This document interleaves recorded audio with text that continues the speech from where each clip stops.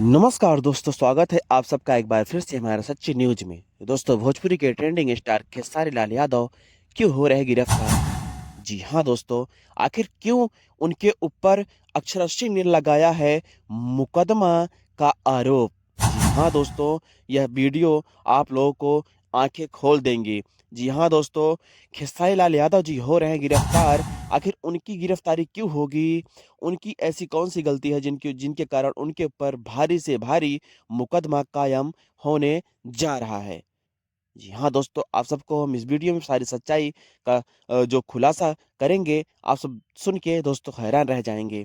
आखिर मुकदमा उनके ऊपर क्यों हुआ?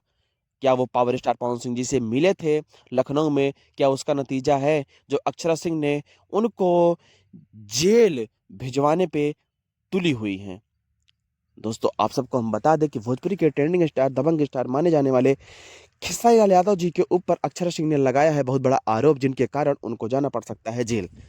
दोस्तों, ये आप सबको हम एक चीज़ जानकारी देंगे, बहुत छोटे से शब्द में आपको बताएँगे कि आप लोग यूट्यूब बहुत सारे वीडियो देखते होंगे, जैसे बहुत सारे न्यूज़ हैं, बहुत सारे ब्लॉग हैं, जो जिनके माध्यम से आप सबको फेक न्यूज़ सुनने का मौका मिलता है।